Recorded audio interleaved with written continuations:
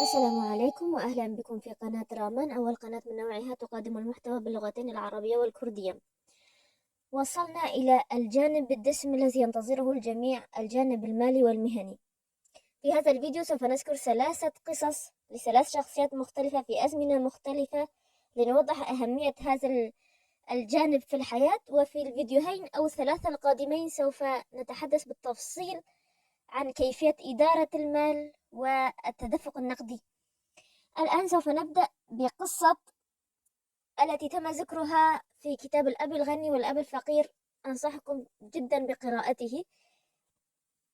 يتحدث مؤلف الكتاب وهو اسمه روبرت كيوساكي عن نفسه وهو صغير، طفل صغير في 10 من عمره، يذهب إلى المدرسة، وفي عطلة نهاية الأسبوع يقوم أحد زملائه واسمه جيمي بدعوة جميع أصدقائه في الصف الذهاب معه إلى بيتهم الساحلي الذي يقضون فيه عطلة نهاية الأسبوع. يقوم بدعوة الجميع ما عدا روبرت وصديق آخر له يدعى مايك. وعندما يسأله روبرت لماذا لم يدعوهما، يقول أنه لا يريد أن يدعو الفقراء إلى منزله، وهو يدعو فقط أصدقائه الأثرياء مثله.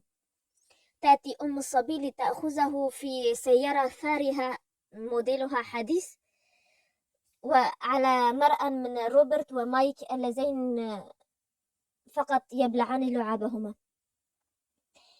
يعود روبرت الصغير إلى المنزل ويذهب ليسأل والده كيف يمكن أن يصبح غنيا، أو أنه يريد أن يصبح غنيا. فيسأله والده لماذا تريد أن تصبح غنيا، فيحدثه روبرت عما حدث له في المدرسة، وأن أحد أصدقائه قام بدعوة جميع الطلاب إلى المدرسة إلى بيته الساحلي، وما عدا هو وصديقه مايك، وقال أنهما فقراء. ولذلك هذا الصبي الصغير يريد أن يصبح ثريا كي يحصل على حياة جميلة واعتراف الآخرين. لذلك يجيبه والده أنه يجب عليه أن يعرف أو يتعلم كيف يكسب المال. ولكن هنا حدث سوء تفاهم بينه وبين والده. ففي الإنجليزية يقولون you need to learn how to make money، يعني أنت تحتاج أن تتعلم كيف تكسب المال. المشكلة في كلمة في فعل يكسب. ففعل يكسب في الإنجليزية له له معنيان. make يعني يمكن أن تعني يصنع أو يكسب في نفس الوقت. فالصبي الصغير فهم أنه عليه أن يعرف كيف يصنع المال. لذلك ظل هو وصديقه مايك طوال 3 أو 4 أسابيع يقومون بجمع علب معجون الأسنان الفارغة من الجيران. في ذلك الزمن كانت في خمسينيات القرن الماضي كانت علب معجون الأسنان معدنية. يقومون بإذابتها ثم وضعها في قالب ليتم صنع شيء يشبه العملة المعدنية، على مرأى من أبيه الذي ذهب وأحضر رفيقه كي ينظر إلى ابنه الصغير وهو يقوم بصنع المال. كان الأمر مضحكا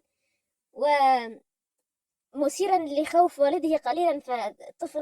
طفلين صغيرين في 10 يذيبان المعادن ويصبانها في قالب.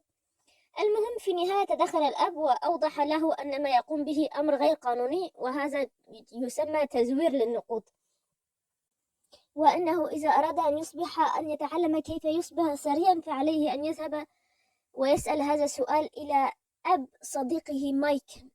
ولذلك استغرب روبرت الصغير لماذا إلى أب صديقه مايك وليس إلى أب جيمي.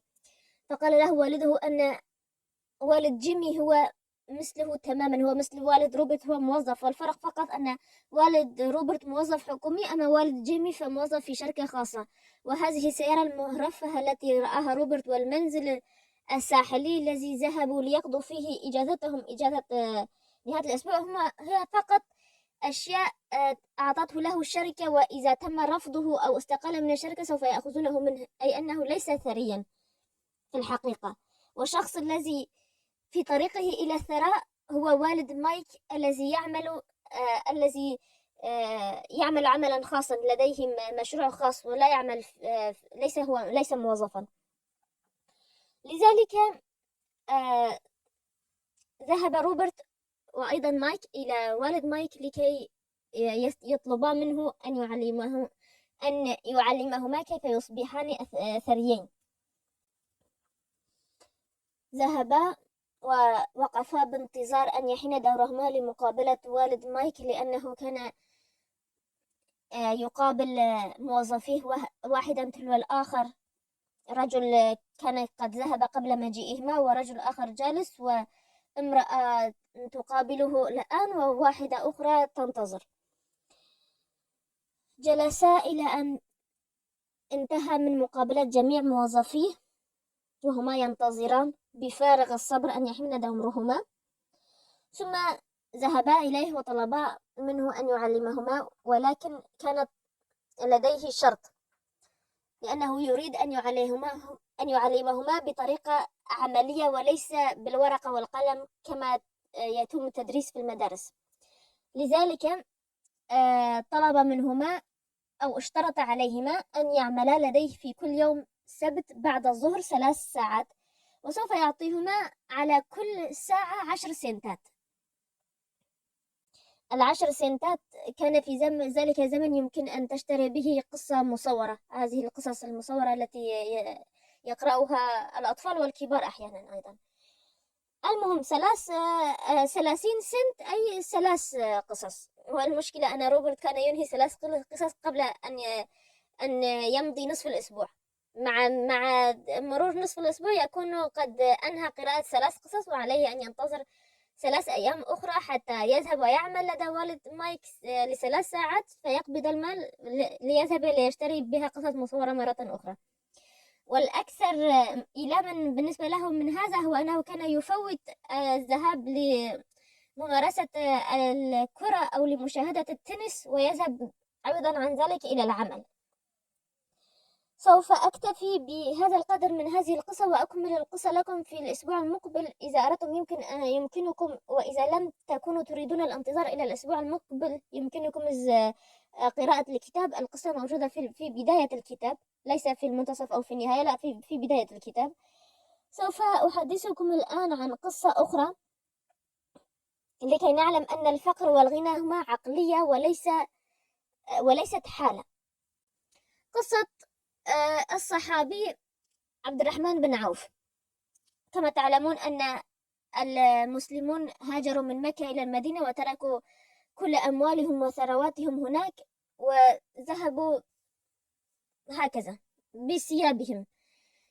لذلك قام الرسول عليه الصلاة والسلام بالإخاء بين المهاجرين والأنصار. كل شخص مهاجر يؤخي بينه وبين أحد الأنصار، فيقوم هذا الأنصاري بدفع نصف ممتلكاته إلى هذا المهاجر، وهكذا تمضي الحياة. وقام الرسول عليه الصلاة والسلام بالإخاء بين عبد الرحمن بن عوف وعبد الله بن الربيع. ولكن المفاجئ هو أن عبد الرحمن بن عوف لم يقبل أن يأخذ المال من عبد الله بن الربيع، بل أظن أنه كان الصحابي الأنصاري اسمه عبد الله بن الربيع، لست متأكدة. المهم بل طلب منه فقط أن يدله على السوق.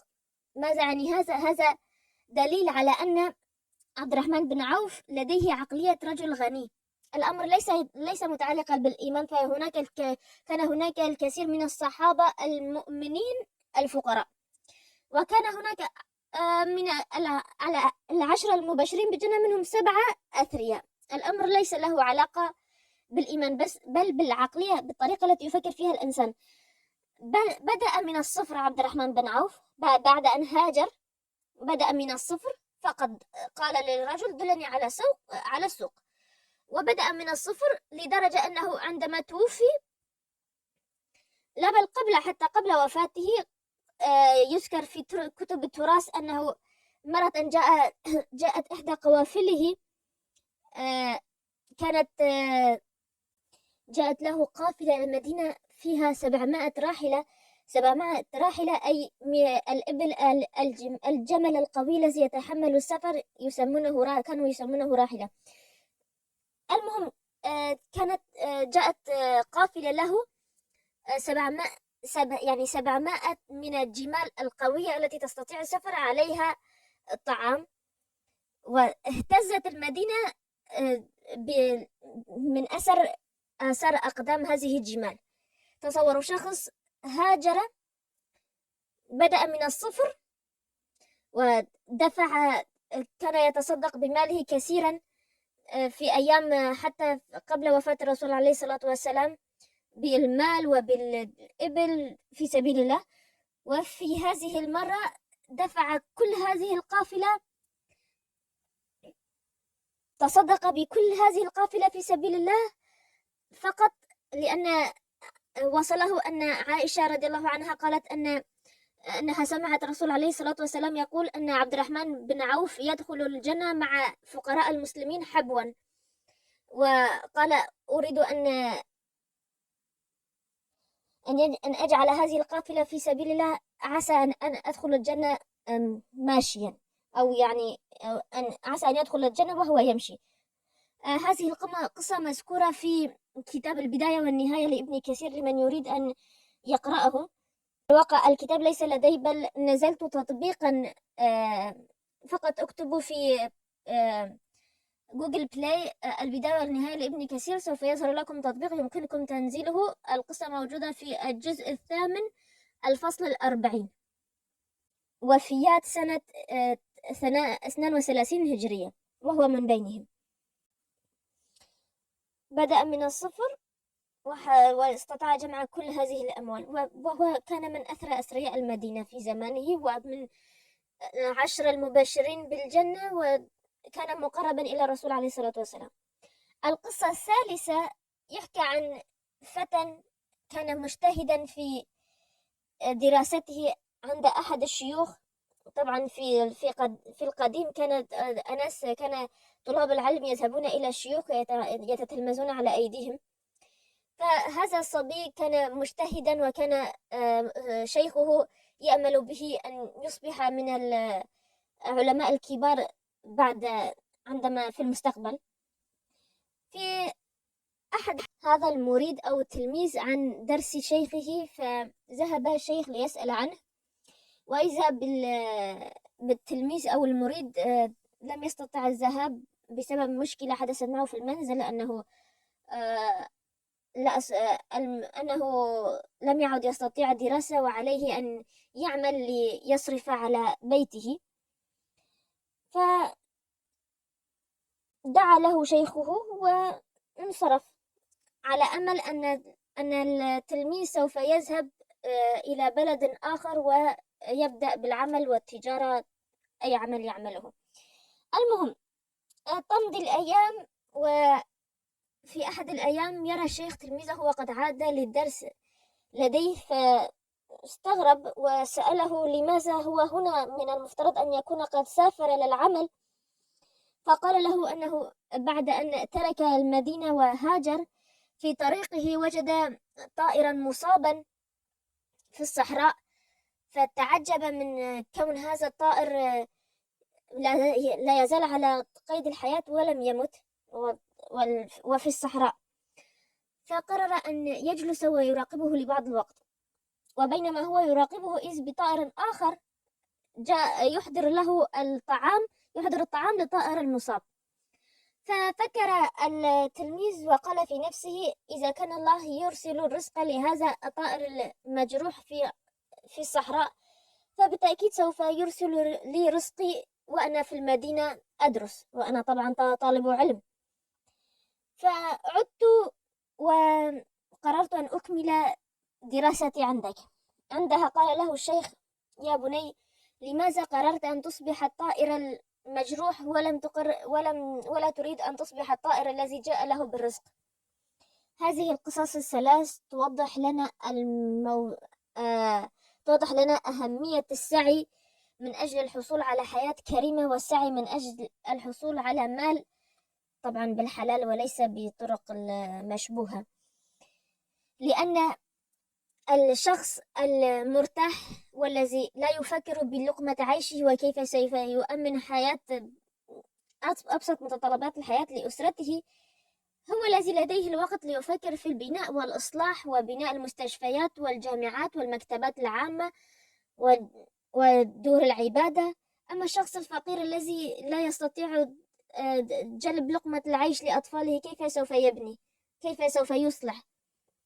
لأن دورنا كبشر هو عبادة الله، والعبادة تتم عن طريق الإصلاح في الأرض، عدا العبادات مثل الصوم والصلاة، ولكننا أيضا يجب أن نكون من الصالحين المحسنين، لأن الله يحب المحسنين ومعهم، كما قال في كتابه الكريم.